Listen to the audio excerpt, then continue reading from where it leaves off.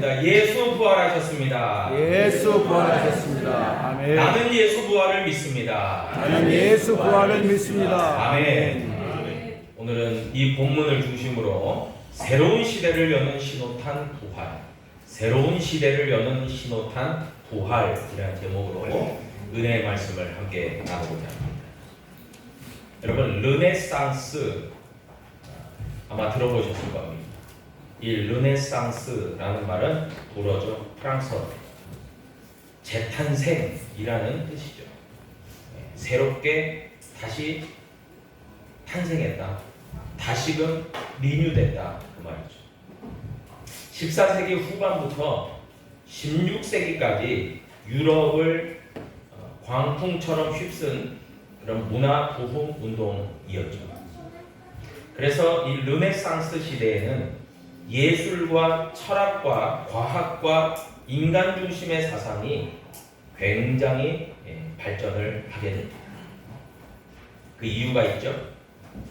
그 14세기 이전에 중세 시대, 특별히 유럽의 중세 시대에는 암흑기라고 일컬어집니다.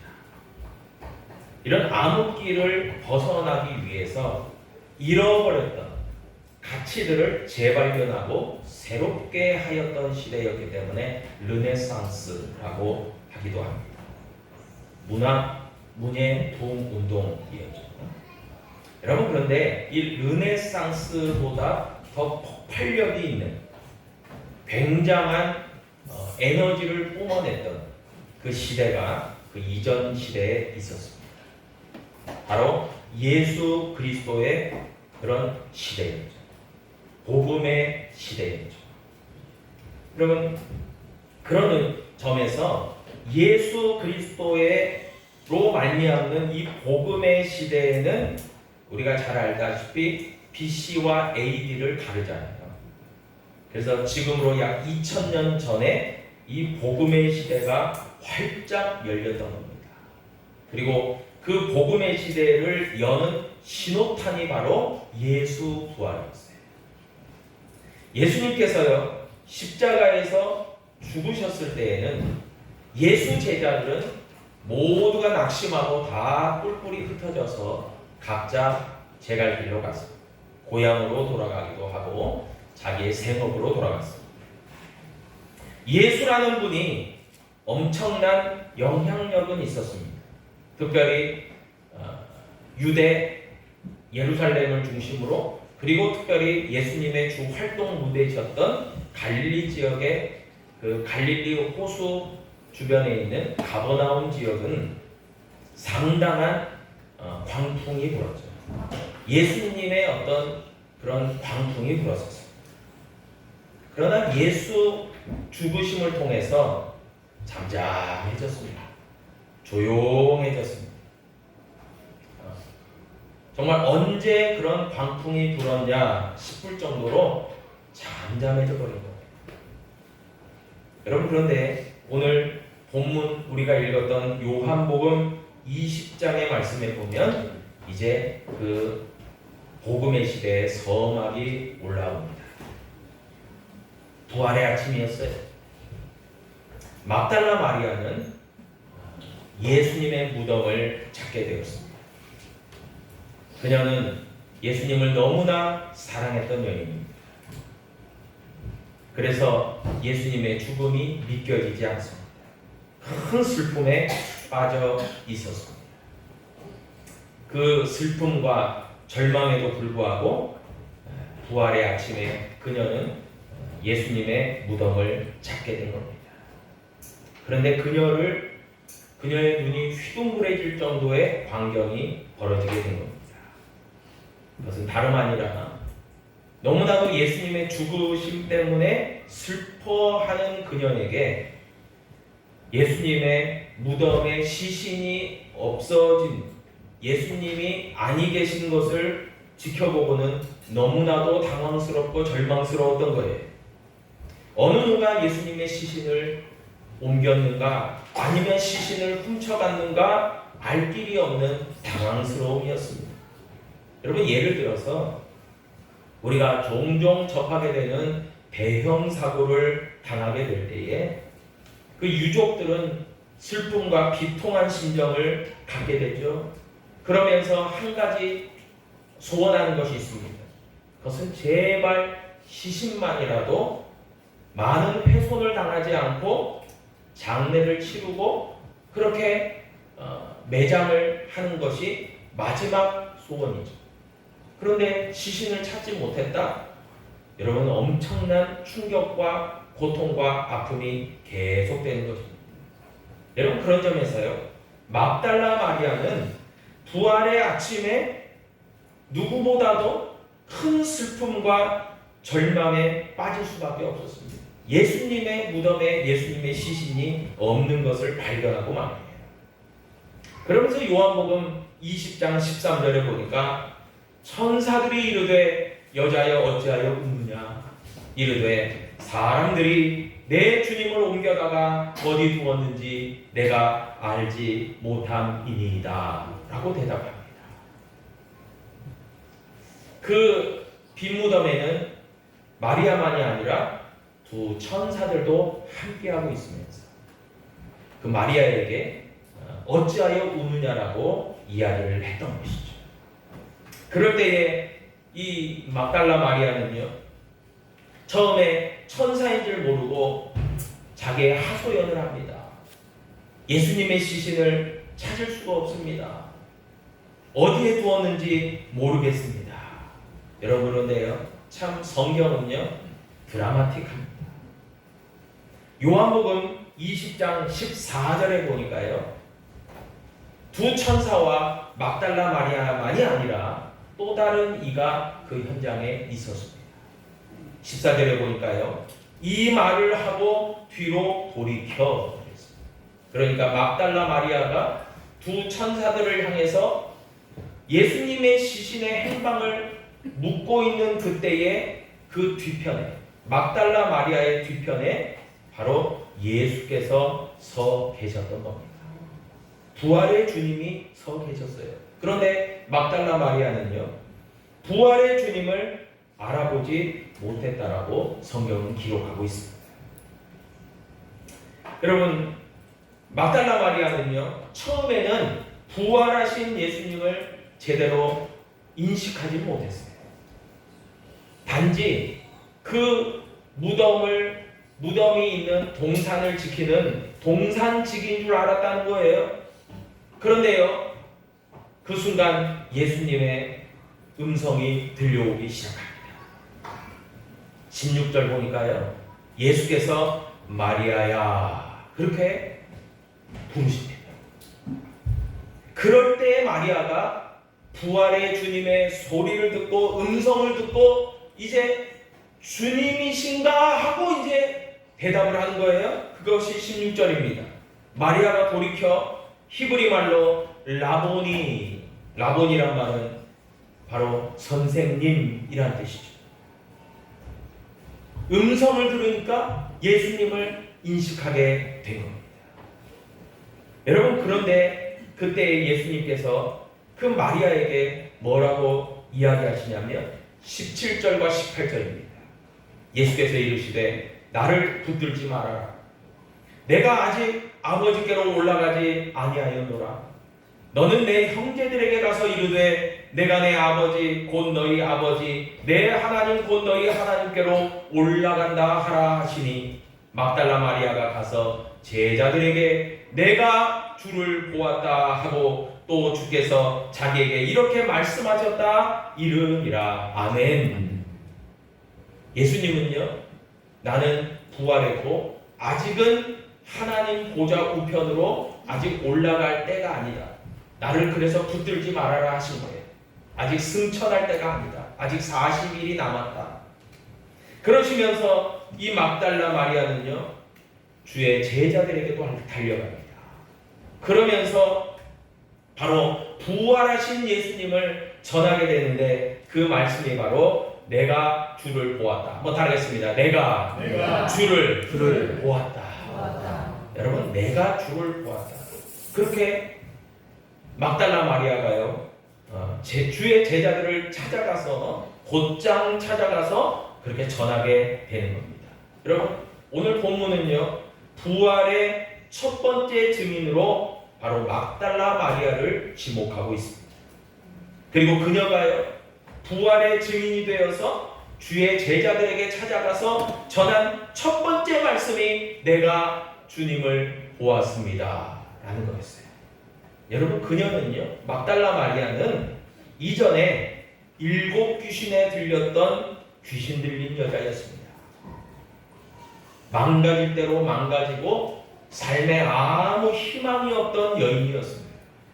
그런데 그런 그녀, 7 귀신에 쓰여서 삶이 망가진 그 막달라 마리아를요, 예수님은 긍휼히 여기시고 불쌍히 여기시면서 7 귀신을 다 내쫓으셨죠. 축사를 하셨죠. 그리고 그녀를 평안하게 만들어 주신 거예요. 그 큰 은혜를 경험하였던 막달라 마리아였기 때문에 그 막달라 마리아는요, 주님을 너무나도 사랑할 수밖에 없습니다. 너무나 큰 은혜를 입은 여인이었습니다. 여러분, 그러한 그녀가요, 예수 부활의 첫 번째 증인이 되어서 주의 사랑하는 그 12 제자들에게 나아가서, 가론 유다는 없으니까 11제자겠죠. 11제자에게 나아가서 내가 주님을 보았다라고 간증했던 거예요.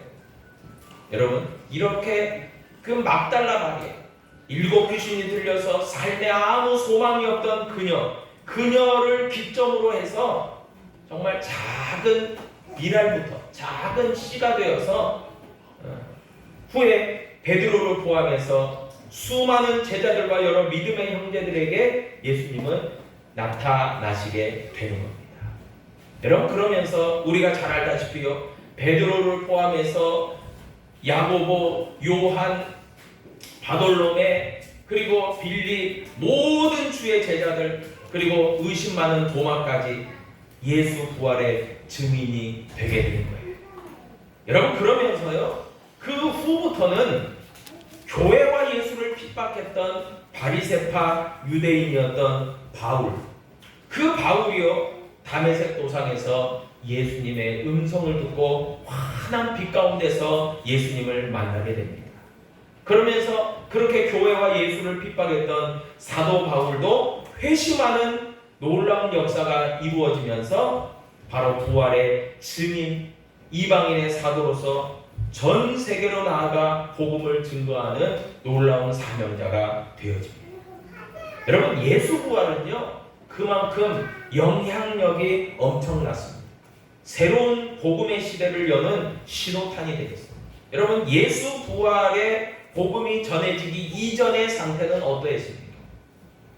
우리가 잘 아는 이스라엘과 또 팔레스타인, 요르단, 이 근동 지역, 중동 이 지역, 그리고 오늘날의 튀르키예, 그리고 그리스, 그리고 이탈리아, 로마 이 전 지역, 그리고 그 밑으로는 이집트, 아프리카 그 지역들은요, 어떤 형국이었습니까? 어떤 상황이었습니까? 정치적으로는 로마 제국의 막강한 영향력 아래 있었고요. 그리고 종교적으로는요, 여호와 신앙을 갖고 있다라고 했던 그 유대교는요, 민족 정도에 불과했습니다. 그리고 여러 나라와 여러 족속들은요, 제각기 자기들만의 어떤 고유의 이방신들을 섬기는 그런 다신교적 그런 문화 속에 있었죠. 그리고 문화와 철학 같은 경우는 그리스 헬라 철학이 그 지역들을 다 지배하고 있는, 그러니까 사상적으로는 그리스 헬라의 철학과 문화, 그리고 종교적으로는 유대교, 그리고 여러 다신교 그런 것들이 지배하고 있는, 그리고 정치적으로는 로마가 통치하고 있는 그런 시대였다라는 거예요. 여러분, 그런데 그 정치, 종교, 문화, 사회에 핵폭탄과도 같은 그런 엄청난 신호탄이 바로 되어지는데, 그게 바로 예수 복음의 시대가 됩니다. 그리고 그 예수 복음이 이루어지기 위해서는 예수 부활의 신앙이 결정적이었어요. 여러분, 처음에는요, 우리가 잘 알다시피 사도행전적 기록을 보면 온 유대와 사마리아와 땅끝까지 이르러 내 증인되라고 하셨죠. 사도행전 1장 8절에서 오직 성령이 너희에게 임하시면 말이에요. 여러분, 예수 부활과 성령을 경험한 이 성도들과 믿음의 제자들이요, 이제 예수 부활의 신앙을 전하기 시작합니다. 예수 부활과 더불어서 세트로 가는 게 있죠. 예수 십자가와 그리고 예수 부활의 복음이에요. 그것을 전하는데 처음에는 불같이 일어납니다. 초대 예루살렘 교회를 중심으로 불같이 일어나는 그런 기독교가 진행이 되어지는데, 이내 유대교와 그리고 로마 제국에 의해서 철저하게 공격받고 배척받고 핍박을 받게 되어집니다. 그래서 그때부터 이 복음의 사람들은요, 디아스포라, 그러니까 흩어집니다. 여러 지역으로 흩어지는 거예요. 그런데 우리가 잘 알다시피 의심 많았던 로마는요, 인도까지 갑니다. 인도. 여러분, 아프리카로, 그리고 오늘날의 튀르키예로, 이탈리아, 로마로, 그리고 인도까지 다 흩어집니다. 그렇게 주의 사도들이요, 십자가의 복음과 부활의 신앙을 증거하기 시작합니다. 놀라운 역사가 있어요. 기독교의 이 불같이 일어나는 역사는요, 배척받고 공격받고 핍박받으면 받을수록 불길같이 일어납니다. 그래서요, 놀라운 것은 역사적으로 보니까요, 마침내 주후 AD 313년에요, 로마의 황제였던 콘스탄티누스 대제에 의해서요, 급기야 밀라노 칙령이 반포가 됩니다. 여러분, 이 밀라노 칙령, 콘스탄틴 대제에 의한 이 로마 황제에 의한 밀라노 칙령에 의해서요, 기독교가 공식적으로 인정을 받아요. 세계 종교로 인정을 받습니다. 그뿐만이 아니에요. AD 313년에 이어서요, AD 380년에 이르면요, 로마 황제인 데오도시우스 1세에 의해서요, 데살로니가 칙령이 반포됩니다. 그럼을 통해서요, 기독교는요, 예수 그리스도의 그리스도교는요, 로마 제국의 정식 국교로 인정이 됩니다. 여러분, 이 칙령이 어떻게 반포되냐면요, 데오도시우스 1세에 의한 데살로니가 칙령에 의하면요, 다음과 같이 공식적으로 선포가 됩니다. 우리는 로마 시민이 로마 교회의 신앙을 따르도록 명령한다. 즉, 성부, 성자, 성령의 삼위일체 하나님을 믿는 신앙을 정통으로 삼는다. 이 신앙을 따르지 않는 이들은 모두 이단으로 간주되고 처벌을 받을 것이다 라고 이 데오도시우스 1세에 의한 테살로니가 칙령이 반포가 되면서 로마 제국의 국교가 됩니다. 기독교가. 여러분, 그러면서 AD 392년에 기독교, 그리스도교 이외의 모든 종교가 로마 제국 내에서 철저하게 금지됩니다. 그리고 이교도 신전이 다 폐쇄되고 파괴됩니다. 여러분, 역사적으로 놓고 보면요, 정말 로마 황제, 특별히 우리가 잘 기억하고 유명한 네로 황제, 여러분 어떻습니까? 그리스도인들을 정말 얼마나 많이 핍박하고 죽였는지 모릅니다. 그런데 아이러니한 것은 세월이 지나니까 정말 그런 핍박이 언제 있었냐는 듯이 로마 제국에 의해서, 황제들에 의해서 기독교가 공인되고 또 국교화되어지고 기독교만이 로마 제국 내에서의 유일한 신앙이다라고 선포되기에 이르게 되었던 거예요. 여러분, 이런 놀라운 역사 속에서 바로 예수 복음, 십자가의 복음과 부활의 신앙은요, 세계 종교화되었죠. 여러분, 물론 역사적으로 놓고 보면 처음에도 이야기 드렸듯이 중세 교회의 여러 부패와 그리고 중세 캐톨릭 교회의 권력지향적인 그런 모습들과 세속주의에 맞서서 정말 종교적 암흑기가 찾아오는 큰 후유증을 경험하기도 합니다. 그런데 오늘날 어떻습니까? 21세기 우리가 살아가는 이 21세기요 전 세계 인구의 무려 30% 이상이요 그리스도교에 속해 있다라고 그렇게 이야기되어지고 있습니다. 기독교는요 명실상부 세계 종교의 기틀을 마련했을 뿐만이 아니라 지금도 수많은 국가와 나라와 민족과 백성들이 믿고 따르는 하나님의 신앙이 되어진 겁니다. 여러분 그런데 그런 초석, 그런 아주 작은 마치 큰 바다로 흐르는 큰 강이 그 큰 강을 이루기까지 졸졸졸 흐르는 옹달샘에서부터 그 물이 기원되어져 가지고 그것이 모아져서 그 큰 강이 되고 큰 대양 바다로 이어져서 큰 물이 되어지듯이 여러분 예수 복음은 부활의 신앙이라고 하는 그 신호탄 하나로 인해서 이와 같이 엄청난 역사를 이루게 되었다는 거예요.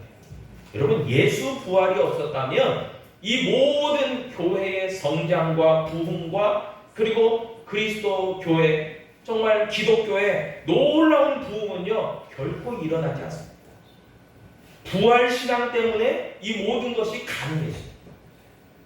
여러분 십자가에 그냥 죽으신 예수로만 끝났다면 기독교의 성장과 발전과 부흥은 전혀 기대할 수 없습니다. 그런데 예수 부활 때문에 예수 부활의 증인들 때문에 이런 놀라운 역사가 일어나게 되었다는 거예요. 여러분 그런 의미에서요 오늘을 살아가는 저와 여러분들에게도 예수 부활의 능력이 우리를 살리고 우리 교회를 살리고 우리의 믿음의 가정들을 살리게 되는 줄로 믿으시기를 바랍니다. 아멘. 정말 그래요. 그래서 오늘부터는 더욱더 우리가 예수 부활을 주목하고 예수 부활의 신앙을 가지고 예수 부활의 증인된 삶을 살아가기를 간절히 또 소원하며 기도하며 고백할 수 있는 우리 광주은혜교회 모든 사랑하는 성도들 될 수 있기를 주님의 이름으로 축복합니다. 아멘. 기도하겠습니다.